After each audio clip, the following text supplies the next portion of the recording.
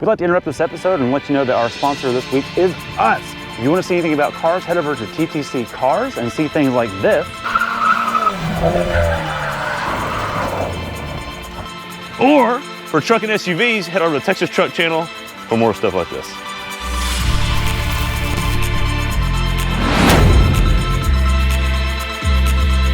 All right, boys and girls, it is time to do the hill test, and today's hill test is, oh, you guessed it, it's the TRX. Let's see where we're at. Brian, we've got a lot of goodies to talk about before we take it up there. First of all, this is one of 2 super trucks in the market. Don't fall, Craig. Yes, the AT4X is priced about like this from GMC, but it is not this. It is not supercharged, and it is not serious for speed off-road. This gives you functional nostrils, Craig. That counts for something. You also have lights, which tells you this thing's too damn wide to not have them. And that's just cool. I'm sorry, that's just a cool factor. I like that. You also get hard points for recovery. They're not painted red, but they still get the job done. It's fine. And you also have components of the Raptors it has eaten before, just leftovers. Wow. Come around here, we have a Wrangler. This is a 35-inch tall. It's a 325/65 R18, and these are the Territory ATs, not the MTs. But wait. The pattern looks the same. I know. I don't know how they do it, but these are way quieter than the maximum tractions. They're not mud trains, the MTs. They're maximum tractions. These are all trains. I like them a lot. Yeah. I was making fun of them beforehand because we've had these be really loud. These are a pretty good balance. I like them. Peeking here real quick, Craig. You have cast aluminum upper and lower control arms. Raptors have had stamped steel uppers and cast aluminum lowers, so Dodge felt that that was necessary. You also have a big, beefy coil spring. I like that a lot. The shocks are active dampers. They are just super high tech. They have built-in bump stops, all that good stuff. But let's be honest, for what we're doing here, you don't really need speed. In fact, you don't really need any of this. So before we waste too much time on all the suspension, let's talk about approach and departure and breakover. Because that's what you need on this. That's what you need on this, because that's what this hill tests. So the approach angle is plenty, I can tell you that. The breakover, I haven't looked it up, Craig, but I bet it's better than the Raptor or right there, because the truck feels taller. Yeah. You also, in case you don't have a good breakover angle, this is not a side step. That's a functional rock rail, not something you get on the Raptor. That's a nice feature. I do wish the Raptor gave you that as an option. It does not. Bringing it back, you come to a 5-link rear. And Craig, how many shocks are on this truck? 5, 4, 3? 5. 1, 2, 3, 4, and then 1 on top of the rear diff, and that's for launch control.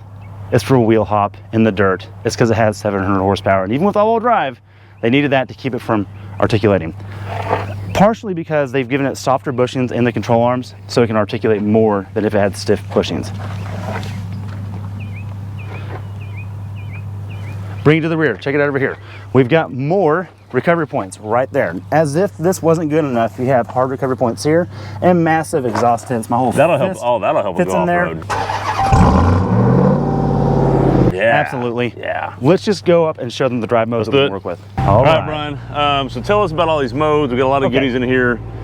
So if you go through this toggle right here, you can toggle left and right, and it gives you the different drive modes in the cluster, which it has a different animation and all that good stuff. Let me turn the climate control off. But if you hit the TRX button, it takes you to a performance page. And so you can quickly pick all the things you're doing. You've got sport, tow, snow, auto. And as you change these things, it changes the calibration for transmission, paddle shifters, so on and so forth. For this terrain, Craig, rock is what we should use. Yes. But we're going to use auto, which is normal. Because it's always 4-wheel drive. And that's the thing, you can't do 2-wheel drive. And I'm going to actually, this is the real criticism.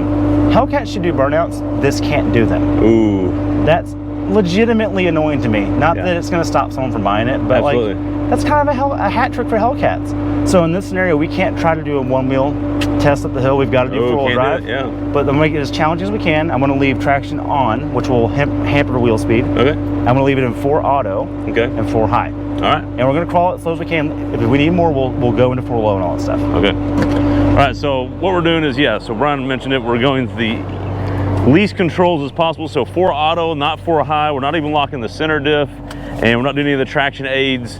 I mean, traction control's on, but which actually usually hurts you on things like this. We're going to do the hard line, which is over here, not the bypass line, which is the hardest one to do. We think we got plenty of approach and brake over there, so we'll see.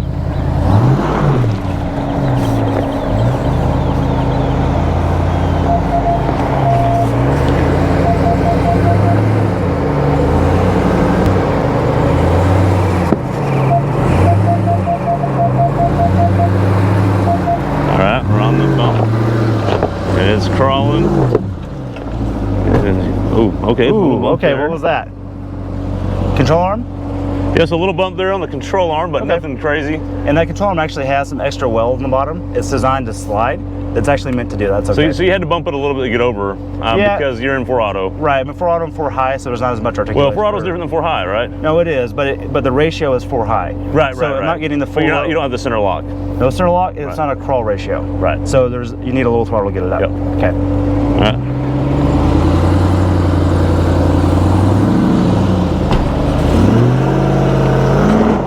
And really no problem. All right, Brian, as expected, that was kind of boring. Yep. You have so much tire and so much clearance, and you have the angles you need. It's not a challenge. Just not a problem. Let's try the rock ledge and see if it can clear the nose like the Raptor R did. Right, so that's what we're gonna do. There's this rock ledge. We're gonna see if we can actually get it to clear. This is new for us. That's all about clearance and approach. Right. Articulation some, but not till you get over the obstacle first. Right. Let's see what we get.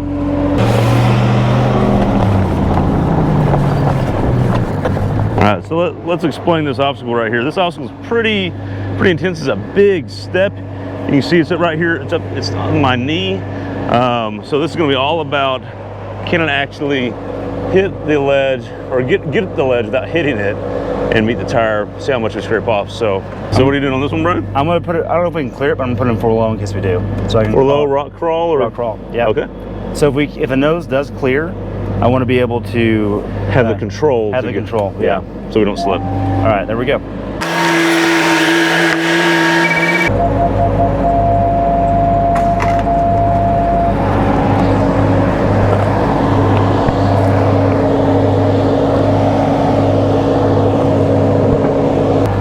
So, are we sitting on it? You're on it, but it's Okay. metal. Well, here's the thing. If we come at an angle and turn up it, I think we can do it. Let's You try wanna it that way. Yeah. All right. So we're going to back off a little bit because we're right on it, and we probably could have forced through that, but we don't want to tear this up. Even though it's rock, or sorry, even though it's metal and definitely has the protection it needs, we don't want to destroy it any more than we need to. So what we're going to do is we're going to come at a little more of an angle, turn the tire to the right, so we can help up over it.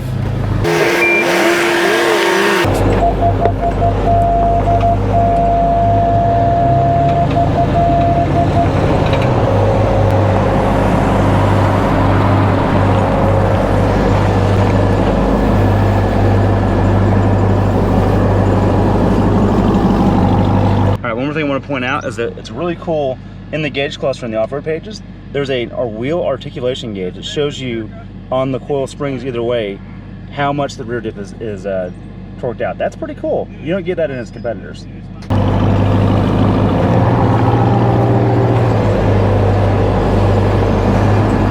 Go ahead.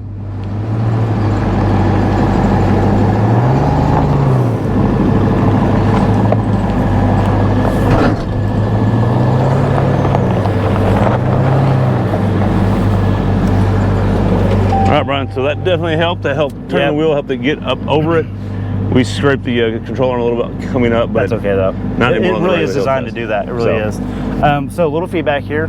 With the Raptor with 37s, just drove straight up that. Yeah. But let's be real, with the right line, this can do it as well. Right line, or you're 1 tire away from that. Exactly. So. Exactly. Impressive. Yeah. And by the way, so I had the rear diff locked, rock mode on, and it locked the center diff as well.